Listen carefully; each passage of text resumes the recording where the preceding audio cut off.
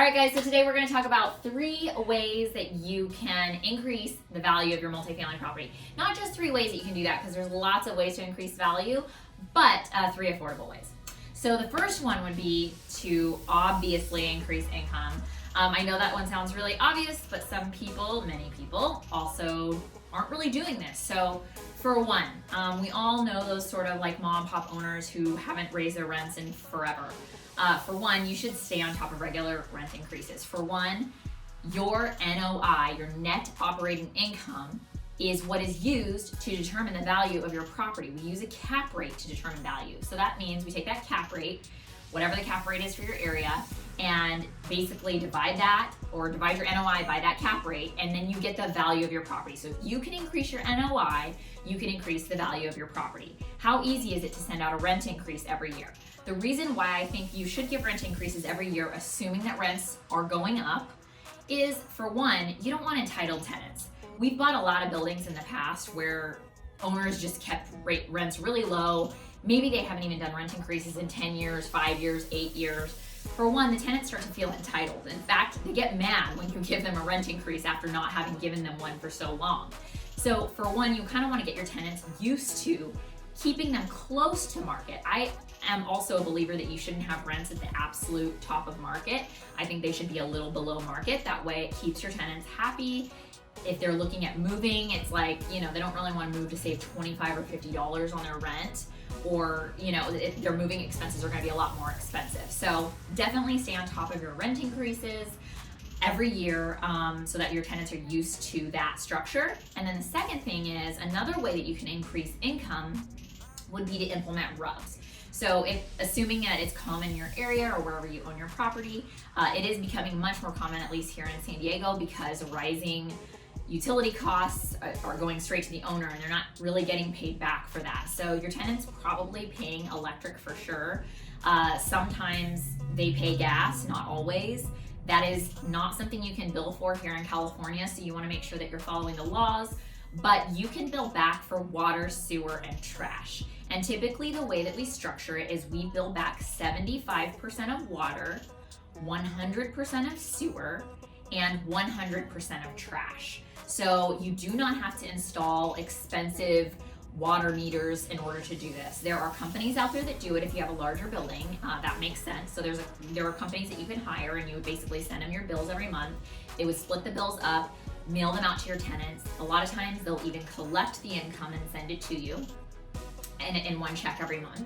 Or you can do it yourself. There are little spreadsheets that you can even download where you plug in the numbers, and the formula is generally an average between the square footage of the unit and how many tenants are occupying. So that way it's fair. So for example, if a family of 4 is in one unit and then there are 2 people living in another unit, that family of 4 is going to pay more for their water, sewer, trash than the family of 2, or the 2-person household. So you definitely want it to be fair.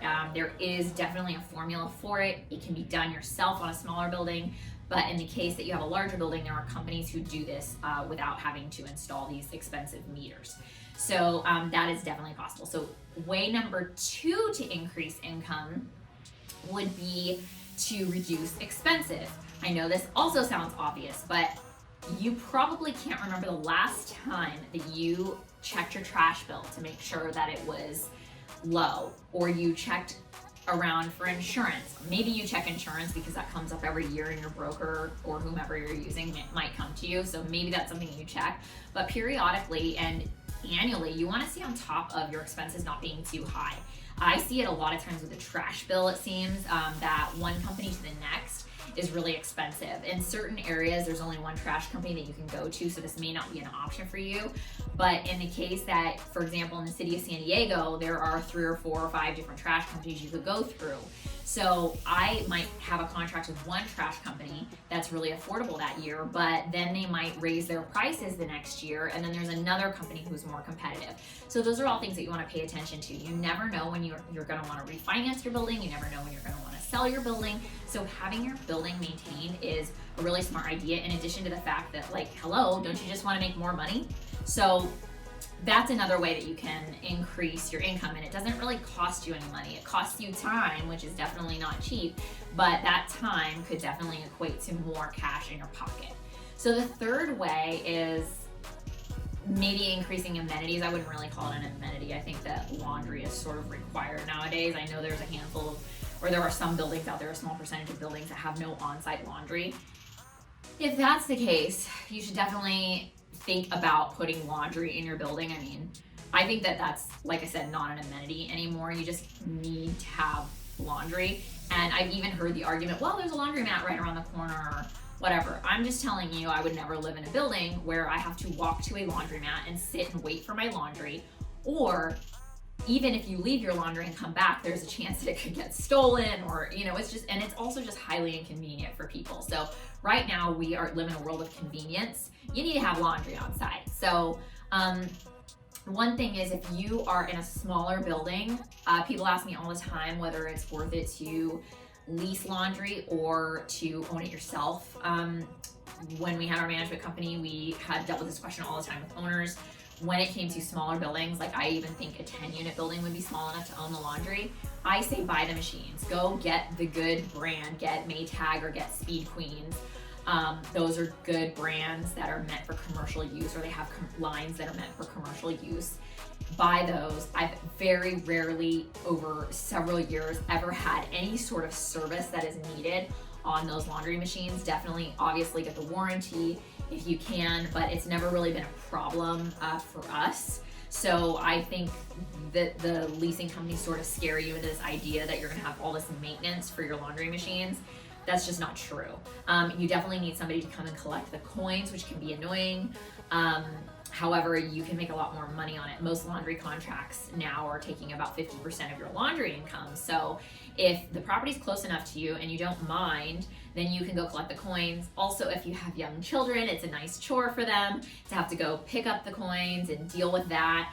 It just teaches them some responsibility. So think of it as a way to schlep some responsibility off of your kids, if that makes sense for you, or if you have kids. And then the more expensive option is to install laundry in the units. That is not what I would call necessarily affordable, but it definitely adds value to your units. We found that when you have laundry in the unit, your tenants stay longer. So that's also another benefit of having less turnover cost on your building, and that is something to consider. Most people are not doing this, even if they're buying buildings and rehabbing, because let's say it's another $3,500 or so to install laundry in a unit that you're renovating. Plus there's, you know, permits that are probably required and things like that.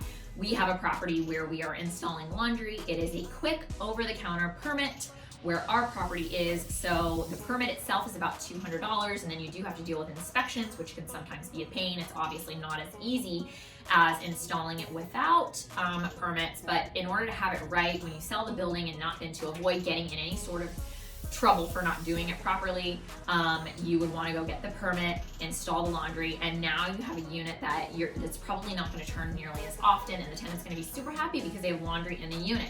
And it also gives you more justification to charge rubs. So especially if you have laundry in the units, you are definitely going to be charging for the water that they're using for that, which is also less expense to you and increases your bottom line. So there you have it. There are 3 ways to increase the value of your multifamily property, and if you haven't started doing them, I would say let's chip away at them. Put it on your New Year's resolution list. We are getting awfully close to the end of the year.